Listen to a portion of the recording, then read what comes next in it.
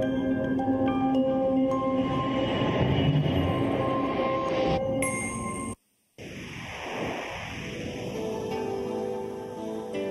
ka pagtuo, usa ka tingog, usa ka katawhan.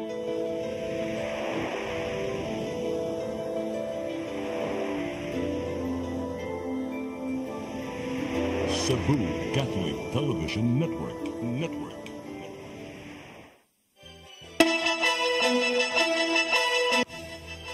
Uluhan sa mga balita sa Sayri 47. Hugot nga seguridad sa 11th Council of ASEAN Chief Justices meeting karong sunod semana ipatuman. Burial permit o purlon, rekisito sa pagbalhin sa nahabwa nga patayng lawas sa samang sagunob Lapu-Lapu. Seguridad sa mga musikero nga manganta sa mga pampublikong lugar sa dakbayan sa Sugbo ipatuman. Driver sa motorsiklo mibangga sa poste sa dakbayan sa Talisay patay.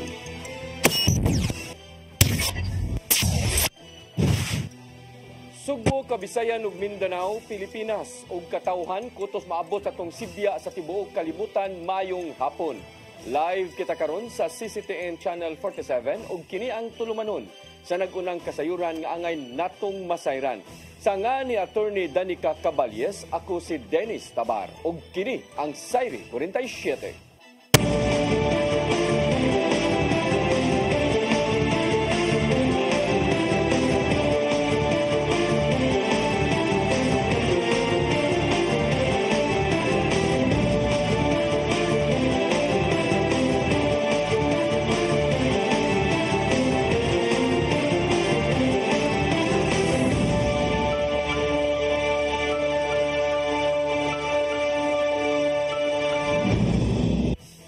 O karon sa kompletong detalye sa atong mga balita, hugot nang ang pagpangandam sa kapulisan sa dakbayan sa Sugbo o Highway Patrol Group alang sa seguridad sa dakong kalihukan sa sunod semana. Bantayan nila ang mga Chief Justices sa Asia atol sa 11th Council of ASEAN Chief Justices meeting sa Lapu-Lapu City. Ang kasayuran ihatod ni Arnold Bustamante. Sa sunod semana, mga bot sa dakbayan sa Lapu-Lapu ang gibanaban ng 14 ka mga Chief Justices sa mga nasod sa Southeast Asia aron motambong sa ika-11 nga Council of ASEAN Chief Justices meeting nga ipahigayon sa Shangri-La Mactan sulod sa 4 ka adlaw gikan sa Nobyembre 18 ngadto sa 21, 2024. Mato ni Police Lieutenant Colonel Maria Teresa Makatangay, Deputy City Director for Operations sa Cebu City Police Office, nga sa 4 ka adlaw nga kalihukan sa mga Supreme Court Justices sa Southeast Asia dunay adlaw nga mobisita sila sa dakbayan Sugbo apan wala kini motud-an kun asa subay sa seguridad. Gidugang ni Makatangay nga nag-andam sila og usa ka gatos ka mga police personnel nga mo'y tahasan sa route security ug area security.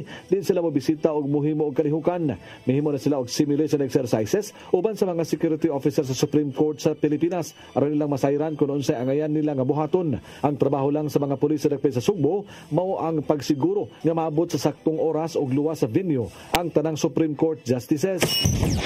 Well, we just ensured that ang ilahang lihok sa Cebu City and other venues dili mabalda because we want them to arrive on time sa ilang mga specific areas of engagement and also to secure ang mga lugar kung asa sila mabisita. Dili sa Cebu City ba usa ka lugar? Dili sa Cebu City isa ra ilang.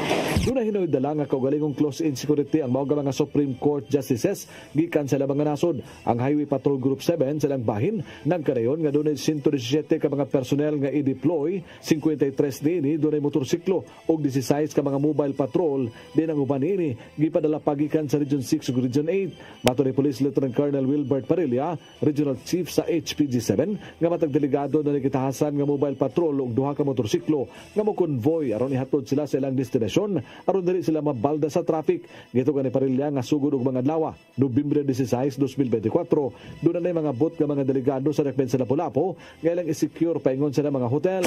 The actual event will start 18 to 21 But karong as early as 16 nanay mga bot nga mga foreign delegates, and ang last nga mo gawas is 22. Sa 14 ka mga nasod sa Southeast Asia, duha lang kanila ang nagdalag pamilya nga posibleng mobisita sa mga tourist destination sa Sugbo nga magipangandaman sa kapulisan nga hatagan sa seguridad. Arnold Bustamante, CCTV News. Giklaro sa Department of Interior and Local Government kun DILG nga ito lang gipatuman sa Ombudsman ang dismissal order kang kanhi Cebu City Mayor Michael Rama. Sa gipadang nga pamahayag sa ahensya, gitataw nga adunay panahon nga gipatuman mismo sa Ombudsman ang mga desisyon ngadto sa usa ka opisyal. Sukwahi kini sa mga nanggawas nga report kalabot sa giingong paghimakak sa gipatumang dismissal order kang Rama ni atong Oktubre. Hinundan nga gibarugan gihapon sa kampo ni Rama nga adunay nahitabong pagpanapaw sa posisyon. Suma pa sa ilang suwat ngadto sa legal counsel ni Rama nga mas maayong moderetso sa ombudsman bahin sa dismissal order ni Rama human nga napamatud-an nga sad-an sa kasong nepotismo.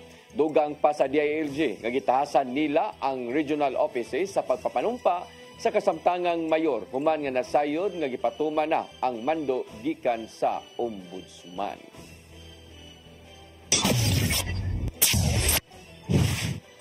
Cebu City Police Office wa mahadlok sa bahad ni kanhi Cebu City Administrator Colin Rosel nga mopasaka og kaso batok kanila.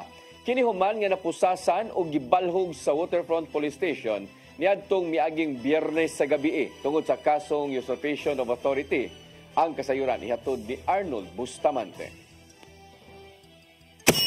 Niadtong Biyernes, Nobyembre 8, 2024, bitamaw ang komisyon sa sulod sa Cebu City Hall human pusasi si kanhi City Administrator Colin Rosel tungod matod pa sa kasong usurpation of authority human siya mi-assume pagbalik siyang katungdanan bisan wala pay kamanduan sa ombudsman. Tungod din nimo sumbalik matod pa og kiha sa Rosel din sa iyang interview sa media, iyang gibutyag nga patong-patong nga kaso ang iyang ipasaka batok kang Police Colonel Antonieta Cañete, ang hepe sa kapulisan sa Dakbayan Sugbo nga may nagpusas kaniya. Apan alang sa Cebu City Police Office wala sila mahadlok nini kay andam nila kining atubangon. Mato ni Police Lieutenant Colonel Maria Teresa Makatangay, ang Deputy City Director for Operations sa CCPO, nga usa-usab ka abogado nga wala na sila masurpresa sa pamahayag sa kanhi administrator ug ihausab nga katungod nga mukiha. Well, we are not surprised by his statements, and more so if you have the statement because if he believes that na siya katungod nga na violate, so it is well within his rights to protect him. Gibutyag ni Makatangay nga doon na sila ligon nga ebidensya nga magmatuod sa korte nga nakalapas sa banaod si Rosel human mi perform kini sa function nga city administrator ug mipatawag pag-meeting sa mga department head sa City Hall. Sila sa kapulisan sa Dakbayan Sugbo mato ni Makatangay muto man lang sa mandog ikan sa legal nga otoridad ug kung nga dunay kamanduan ikan sa DILG o kaha sa ombudsman nga mobalik na sa katungdanan ang na-dismiss nga mayor, andam sila sa pagtuman nini. We are not confused now with what is who is the legitimate authority.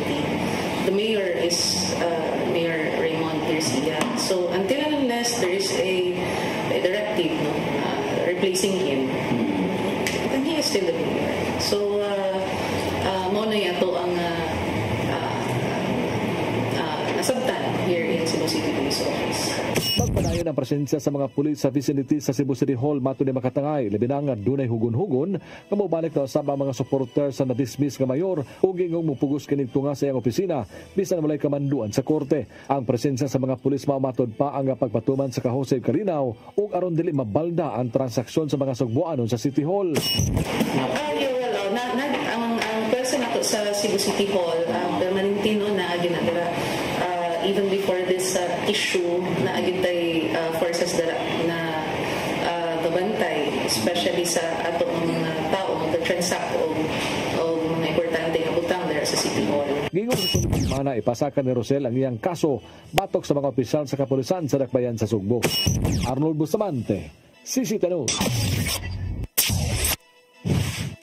Gisugda na karong adlaw ang paghabwa sa dulan 300 ka mga patayng lawas nga diha gilubong sa Municipal Cemetery sa Barangay Gunob, Dakbayan sa Lapu-Lapu.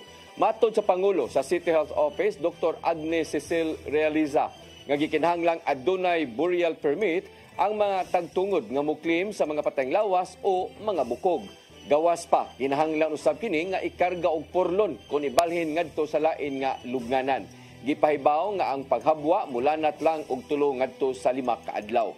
Way nahitabong habwa karong Sabado, kun way mahitabo nga habwa karong Sabado ug Domingo tungod kay gikinahanglan nga adunay presensya sa mga sanitary inspector.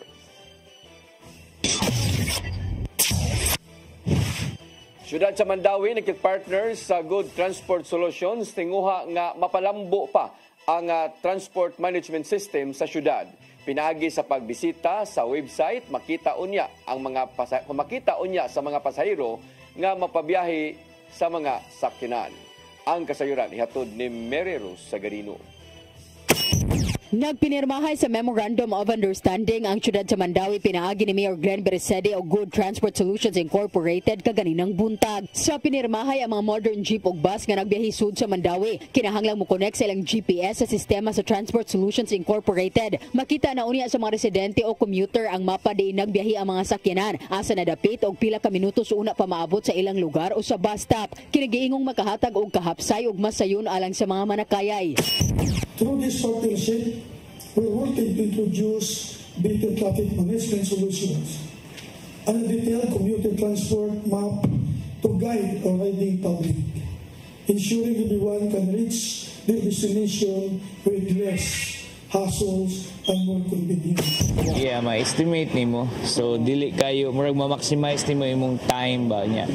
Actually, ang kaning transportation is part of kanang gitawag lang mga smart city. So this could be, you can say, na component of a smart city. So evolving man siya. So na yung mga improvements every now and then. So mo na may tabo. Kinahanglan lang silang mobisita sa website sa ctm.goodcredit.com. Ang mobile application giplanong ilusad sunod tuig. Sa mga bus stop butangan usab og monitor og speaker din adunay announcement kung padung na moabot ang bus o modern jeep. Mao na siya nga kanang real time na siya. So when you are a kanang riding commuter, no, so makahibaw na ka asa imuhang sakyan nga bus, coming ba siya or pila ka minutes away. So mao na siya practically, no, this is being kanang done and implemented sa other countries. Nya karon we are very proud kay Mandawi will be the pilot LGU model ani niya nga project. Can also serve as a tool for the transport providers to manage their fleets and optimize their running time on the road. Sa sunod tuig gilauman nga mahimong fully operational ang maong sistema. Mary Rose Sagarino, CCTN News. Mga tinunan sa kolehiyo giaghat sa usa ka forum nga ipalabi ang pagsubay sa kamatuoran inay ipatigbabaw ang gibati. Samtang Presidente Bongbong Marcos Jr. ni mando sa iyang mga sakop nga panalipdan ang mga tigbalita ning nagkaduol nga eleksyon. Ang kasayuran ihatod ni Gian Navarro. Nag-abot ang mga tinunan sa communication, journalism ug media sa University of the Philippines Cebu alang sa usa ka forum bahin sa data journalism. Nakahigayon kining Marshall McLuhan Fellow nga si Jodes Cavillan, investigative reporter sa Rappler, sa pagtudlo unsaon pagpadali sa pagkuha og mahinungdanong datos online. Ilabi na nga kinahanglanon ang mga ihap ning nagkaduol nga eleksyon sunod tuig. Gipainomduman ni Gavilan ang mga tinunan nga kinanampalagman pa ang pagsabot sa mga isyu pinaagi sa research. Taliwas sa mga nanggawas nga managlaing matang sa information o disinformation online, miawhag siya nga mas mayong ipalabi ang pagpakisayod sa kamatuoran inay ang kaugalingong pagbati. There are already a lot of also bad things about it, and we just have to keep our guards up and don't take everything like gospel truth. Take everything with a grain of salt. Yeah, and read more news. That's like one way to enrich yourself against disinformation. Gamiton sa broadcast journalism student ang iyang mga nakatunan sa forum aron palagman ang iyang pagsabot sa mga kasika sa palibot. Mahinungdanon sa iyaha ang pagpaambit sa uban kung unsa man ang tinuod gikan sa mga katuuhang tinubdan sa impormasyon. And we should really, aside from fact checking, we should also consider the value of accuracy, so that we really need to, we really have to check first kung unsa ang gigikanan sa kanang mao nga post. Kagahapon sa top-level management conference sa kapisanan ng mga broadcaster ng Pilipinas, KBP sa Tagaytay City, giilan ni Presidente Ferdinand Bongbong Marcos Jr. ang papel sa mainstream media ning kasamtangan. Sumapa niya nga sila ang nakapalig-on sa pagpadayag sa kamatuoran taliwa sa pagkuyanap sa disinformation ug misinformation karong ting eleksyon na. Gitahasan ni Marcos Jr. ang Presidential Task Force on Media Security nga panalipdan pa ang mga tigbalita. Pinaagi kini sa pagpakusog pa sa ilang operasyon aron kalikayan ang mga hulga na pinasikad sa dawtang tinguha. Rest assured that we will continue to protect your rights and your welfare. In line with this, we remain committed to making the country safe for journalists and media practitioners. Under the helm of the newly appointed head of the Presidential Task Force on Media Security, or PTFOMS, Executive Director Jose Torres, we strengthen our resolve in safeguarding the lives of media personnel and practitioners. Ian Navarro, CCTN News. Mandawi City Vice Mayor Nerissa Son Ruiz ni klaro nga 16 milyones pesos ang gigahin sa dakbayan sa Mandawi alang sa Christmas activities ug gaham sa sunod nga tuig. 16 milyones usab lakip sa nauyunan ang 4.5 bilyones nga budget sa Mandawi alang sa sunod nga tuig. Ang kasayuran ihatod ni Mary Rose Sagarino. Gipaklaro ni Vice Mayor Nerissa Son Ruiz ang 16 milyones pesos nga budget sa Mandawi alang sa pagpahigayon og kalihukan sa Pasko o gihatag nga ham ngadto sa mga empleyado sa City Hall sunod tuig. Matud ni Ruiz nga nagpadana siya og suwat sa Human Resource Office pagpangutana pila ang tanang empleyado sa City Hall. Matud ni Ruiz nga gusto siya nga adunay mahatag ngadto sa mga empleyado apan kinahanglang adunay transparency. Dako ra matud pa ang 16 milyones pesos alang sa Christmas activities ug ham sa empleyado. Pila man day ka empleyado nga maabot magyud og 16 milyon. Butata lang ang gasto sa pasundayag mo inyong kag 5 million. So asa man 10 million or 11 million padung sa hamon. Mo na nangutana ko unsa man day ni kadaghan nga mogahin matag ingon ana nga amount. Unya mura ba to sila nasuko. Tingano ko no as presiding officer di kuno ko kapangutana, di kuno ko mutingog. Wa man na sa atong balaod internal rules, even in rules of parliament sa parliament nga the presiding officer can ask kaning kuan mga clarificatory questions. Matod sa Vice Mayor nga ang 16 milyones pesos wala pa ilabot sa budget sa Christmas decorations. Ang 16 milyones pesos nga alokasyon lakip sa napasar nga 4.5 billion budget sa Mandawi para sa sunod tuig. Atol sa pagpasar sa budget ni atong Lunes, gisukit-sukit sa oposisyon nga konsehal ang pondo. Diin lakip si Son Ruiz nga nangutana bahin sa 16 milyones pesos. So would you expect 20,000 employees? Kay the last I know, mga kuan naman na siya mga 2,000 kapin or 3,000 unless daghan kay sila gi-hire. Manang mahadlok siguro sang mahibawaan kay sige mas lag hiring mga contractors, mga job orders nga kibaw ka magamit nato during sa period of campaign. Bisan pa sa pagsupak sa pipila ka konsehal tungod sa giingong under budgeted nga item, gipapasar sa mayoriya sa konseho ang 4.5 billion budget. Mary Rose Sagarino, CCTN News.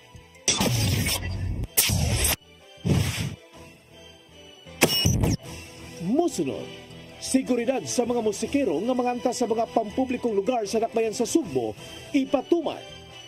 Kana og daghan pa mga balita sa pagbalik sa Sayre 47.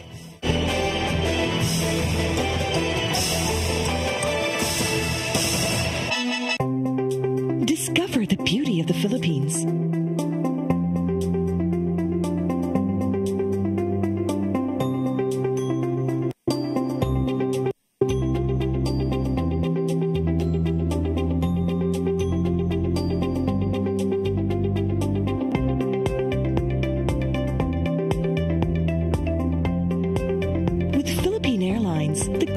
Flag carrier.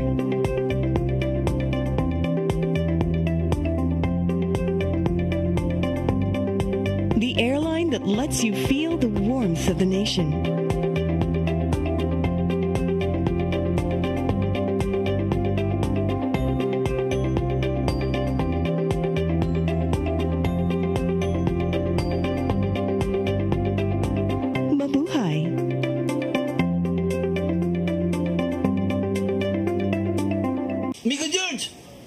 Oh, ako? Naunsa man yung tanawan niyo? Kalma lang ni Godido. Sira Godido, mga mas susuli. Sa'yo na. Oh, kano sa ba ka mo mabutan? Murag mao siguro na inyong hiwat, ha? Oh, pagtagsa mo ni. Your path to a new start. Nutrition. Exercise and elimination. Water. Sunlight. Temperance. Air. Rest and recreation. And most of all, trust in God. Learn from our doctors. Be blessed by the testimonies of our overcomers.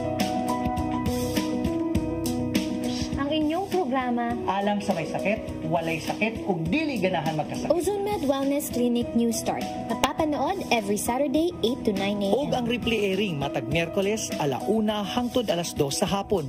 Dinhilang sa CCTN Channel 47. New Start, Ozone Med Health and Wellness Talk.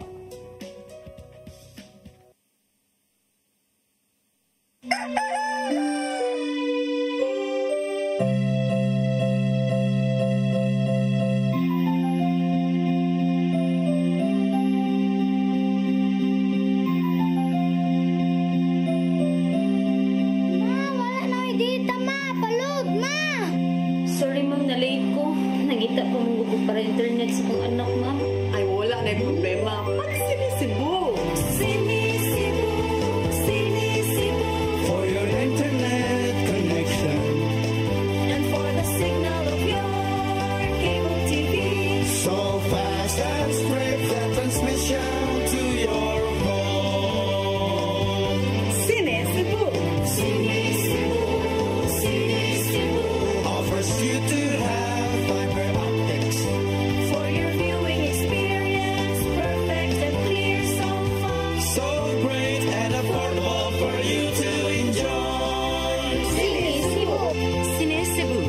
Network Incorporated offers fiber to the home broadband internet bundled with fiber to the home cable TV connection. Cine Cebu Television Network Incorporated with its operation in Metro Cebu and the whole province of Cebu soon. And affordable for you to enjoy. Cine Cebu.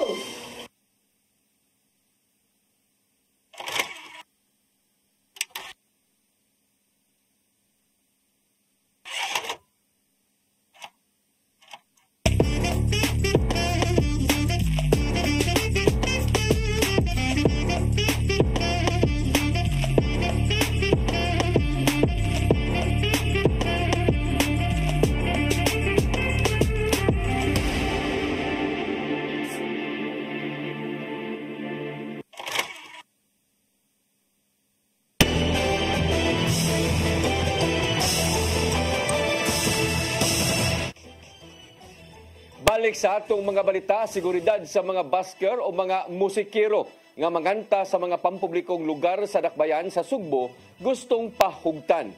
Matod sa mga nagduso sa ordinansahon sa konseho nga gisiguro nila ang ilang kaluwasan sa gawas. Ang kasayuran ihatod ni Crystal Joy Felerca.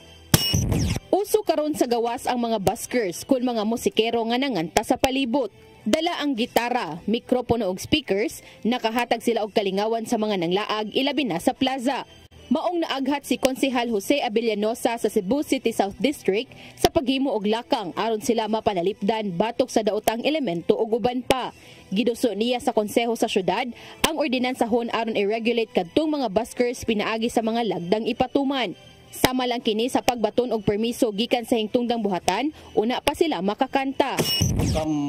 Establishments like malls have also started to invite these buskers to perform as a way of entertainment, and for sure we would need soon to protect these buskers and regulate these performances, Mr. Chair.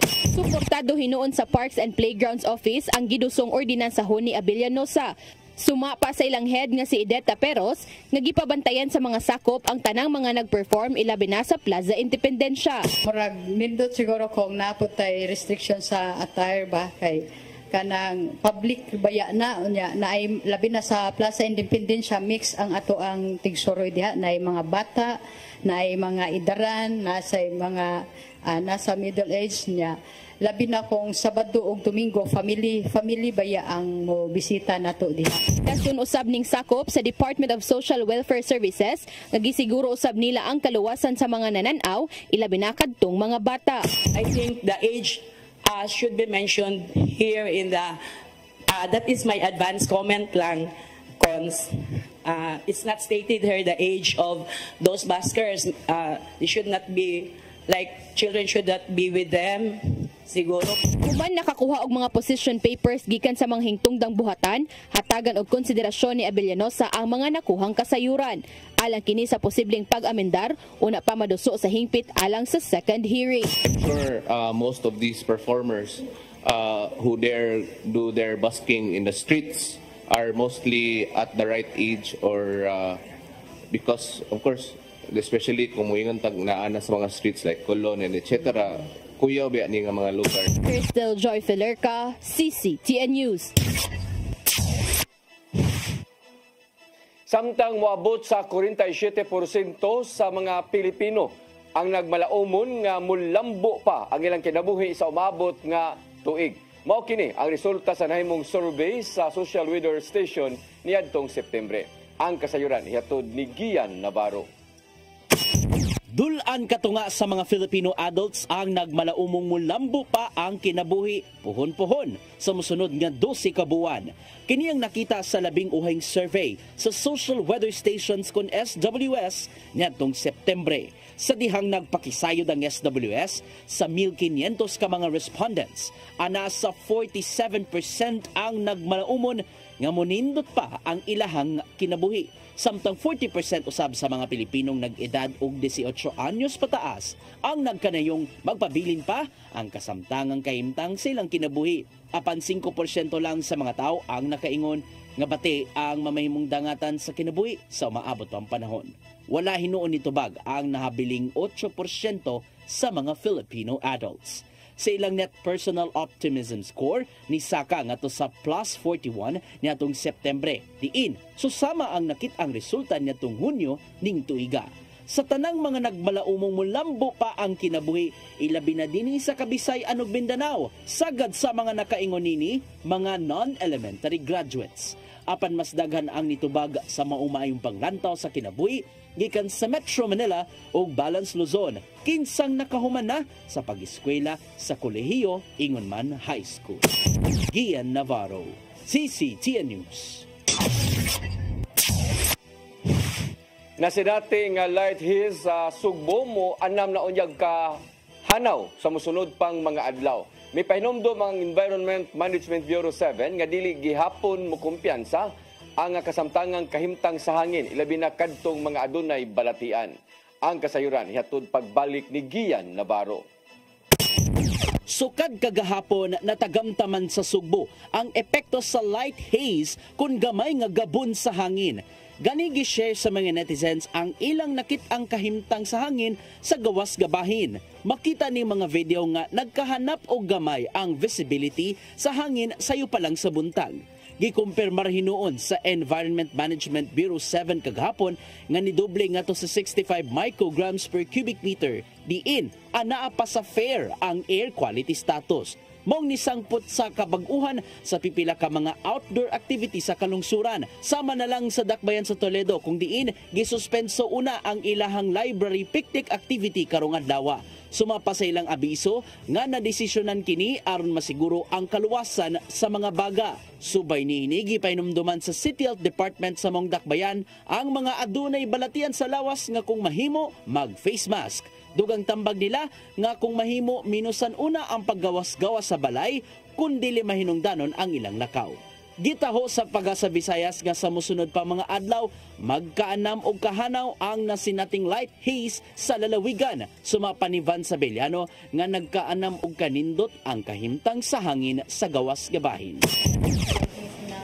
Sir, pero it's improving na ang ating visibility is naabot na lang tao 9 kilometers. So improving na sa previous days na to atong average visibility was around 7 to 8 kilometers. Patay usab ang monitoring sa EMB7 bahin sa air quality status sa Sugbo.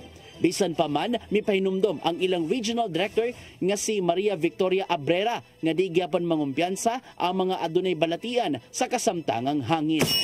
Color-coded ang natin. Ang green ang pinaka-good, no? Walang harm. Nasa yellow tayo ngayon, fair, pero okay pa rin. But for the vulnerable sector, yun nga, medyo take precaution.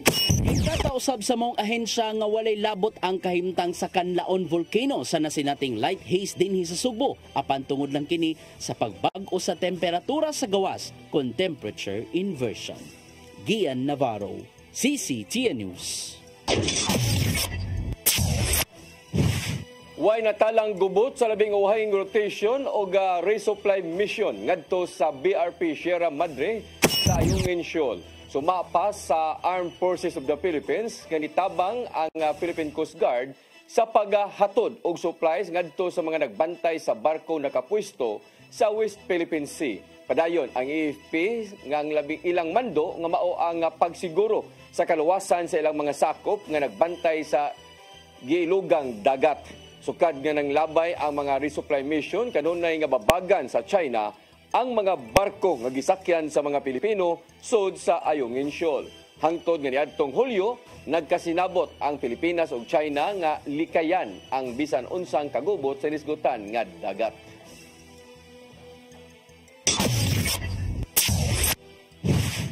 Katorsi gikan sa 30 ka mga barangay sa dakbayan sa Lapu-Lapu musalmot sa garbo sa Lapu-Lapu Festival karong Domingo. Ang kalihukan lakip sa mga gipangandaman sa lokal nga kagamhanan alang sa nagsigabot nga kapistahan. Ang kasayuran ihatod ni Crystal Joy Filerca. Moabot sa 14 ka mga barangay sa dakbayan sa Lapu-Lapu ang mosalmot sa Garbo sa Lapu-Lapu Festival karong Domingo. Ipahigayon kini sa Hopes Dome sa Barangay Gunob sa alas 6 sa gabi. Lakip kini sa mga gipangandamang kalihukan sa lokal nga kagamhanan sa dakbayan alang sa nagsingabot nga kapistahan.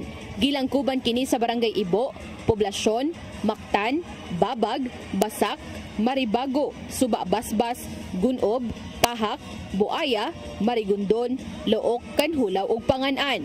Kundiin ang maong mga barangay mopasundayag sa mga tagsa-tagsa nila ka mga festival nga maoy ilang garbo. Gibutyag ni Gary Lau, ang OIC sa Tourism Office, nga ang Barangay Santa Rosa ni tambong sa ilang final meeting sa mga musalmot. Apan nakadesisyon nga dili lang una musalmot tungod sa kakuwang sa oras sa pagpangandam. Susamang hinungdan usab sa ubang mga barangay, ilabi na nga ang uban kanila dugay nakamugna sa ilang kaugalingong festival. Pero because of the limited time, ato na pong i-discourage na ina namong apel kung dili yun pa nahulma ang inyong presentation. Ayaw na lang. Ayaw lang una, di ay. Idugang panilaw nga giaprobahan usab ni Mayor Junior Dahong Chan ang paghatag og subsidy sa maong mga barangay. 200,000 pesos para sa 13 ka mga barangay sa mainland, samtang 300,000 pesos ang itunol sa Barangay Panganan nga mo'y nag-inusarang barangay gikan sa isla. Gilauman nilaw ang nindot nga performance sa mga contingents ug mapasundayag ang garbo sa ilang mga barangay.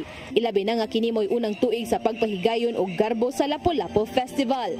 Samtang pipila ka mga dalan ang sirad-an sa maong adlaw, gikan sa alauna sa hapon nga maagian sa parade ug giawhag ang mga motorista nga musubay sa rerouting plan nga giandam sa City Traffic Management System. Crystal Joy Filerca, CCTN News. Gipahibaw sa Pag-asa Visayas nga minus ang posibilidad nga maka-wind signal ang Central Visayas, ilabi na ang probinsya sa Sugbo tungod sa bagyong Pipito. Anaa na kini sa 630 kilometro sa sidlakang Kabisayan ug naglihok sa gikusgon nga 30 kilometros matag oras. Padong kini sa Catanduanes ang direksyon ug posible nga maglandfall ugma sa gabi o sa adlaw nga Domingo. Apan suma pa ni Romeo Aguirre nga doon na usay posibilidad nga ang landfall kini sa Northern Samar kung adunay pagbag-o sa direksyon sa bagyo. Apan ni taliwa sa duha ka sitwasyon kung asa kini unang maka-landfall. Ubos ang tsansa usab nga mapiktuhan ang probinsya sa Sugbo.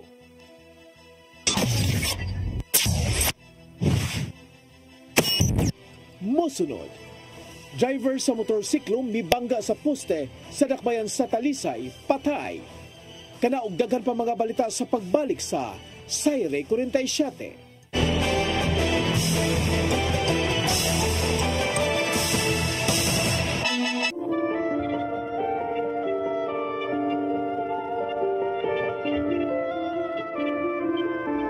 Don Pedro Cui, tubong barili Cebu, ug nataw niya to Pebrero 22, 1845. Nagtunga sa Seminaryo de San Carlos ug mikuhaw nga abogasiya sa University of Santo Tomas.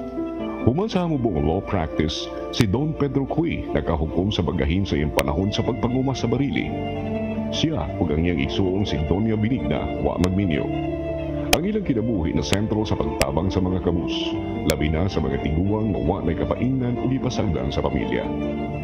Nakita ni Don Pedro Cui nga kung siya ana-ana sa kilom-kilom sa iyang kinabuhi ug masulubon bisan pa sa iyang bahandi, unsa pa kaha ang mga tiguang nga nahikawan sa katigayunan ug pagmahal. Kini mo'y nakapaaghat kang Don Pedro ug Doña Benigna sa pagtukod ug bay pahuwayanan sa mga tiguang na kabus ug pinasagdan. Kini ang Hospicio de San Jose sa Barili. Sa hinapos nga bahin sa iyang kinabuhi, gihatag ni Don Pedro ang katunga sa iyang katigayunan ngadto sa iyang mga igsuon ug ang katunga niini ngadto sa hospicio. Si Doña Benigna gihatag usab sa iyang katigayunan ngadto sa hospicio. Ang Hospicio de San Jose ginagurahan niadtong Nobyembre 27, 1927. Ug hangtod karon, ang Hospicio de San Jose bukas sa mga senior citizens na walay kapainan ug sagad kanila na limta ng gani sa ilang mga mahal sa kinabuhi. Ang Hospicio de San Jose usa ka buhing handumanan sa taong responsable sa katuturan niini. Siya si Don Pedro Cui. Karmo sa Subo. Subuano ni.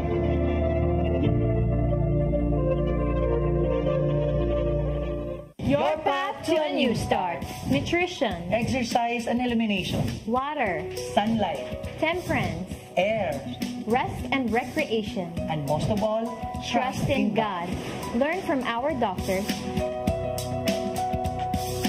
Be blessed by the testimonies of our overcomers.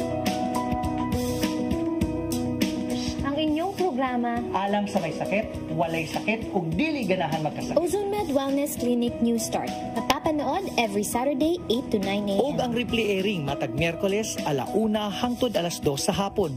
Dinhi lang sa CCTN Channel 47. New Start, OzoneMed Health and Wellness Talk.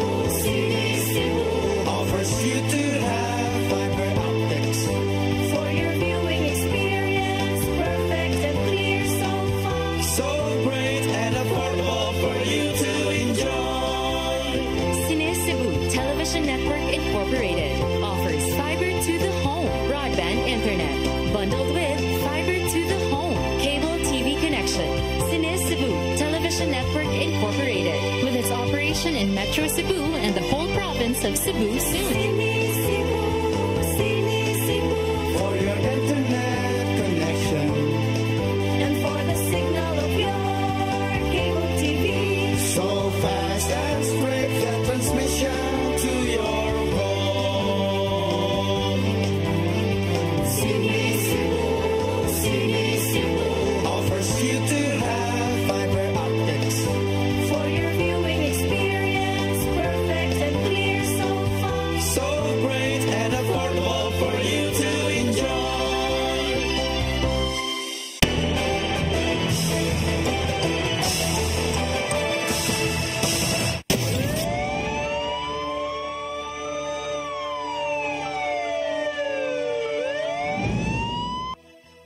Balik sa atong mga balita, patay ang usa ka driver sa motor human mibangga og napasok sa puste kagahapon diya sa Barangay Lawaan 1, dakbayan sa Talisay. Nakalas si Brian Campo samtang naangol ang angkas nga si Jory Baclay, pulos mga residente sa barangay Maghaway sa maunga syudad. Sumapa sa City Tuda nga paingon silang duha sa barangay Dumlog ug wa nakahilmet si Campo. Tungod sa kakusog sa dagan, wa kini makakontrol og nabangga sa poste. Dali nga gida sa tambalanan ang duruha apan nakabsan gyud sa kinabuhi si Campo.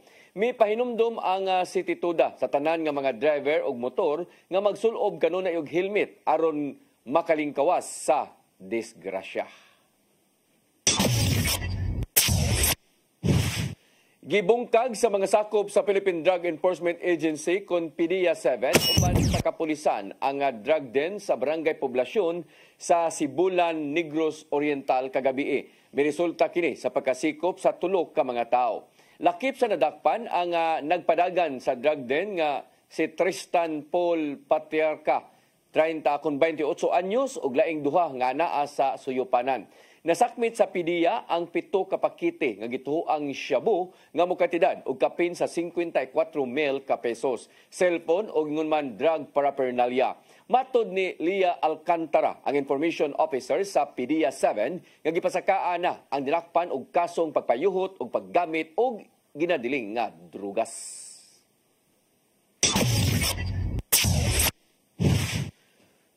Mao kadtong naglangkob sa atong mga balita sa Sayre 47 sa atong Christmas countdown. 40 kaadlaw na lang sa dili pa ang Pasko. Tangan usab sa ko nga partner nga si Attorney Danica Caballes, ako si Dennis Tabar. Hangtod sa Lunes pohon dinhi gyapon sa inyong paboritong tulumanon, Sayre 47.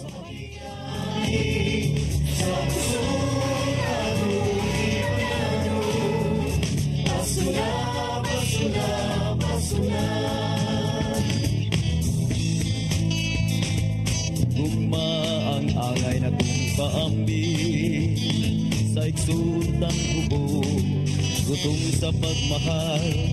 Kay kaniya mo lang mapatayan kung sa'y kahulugan sa Pasko. Ito sa pasungan nagpagkatao ang atong Ginoo. Pasko na, Pasko na, Pasko na. Pagtulan kita sa Manawi. Waris na para sa pagkitay. Sa pusong atong ikalaro. Pasko na, Pasko na, Pasko na. Pasko na, Pasko na, Pasko na. Pagtulan kita sa Manawi. Start today. Unlock the secret to a healthier you. You're worth it.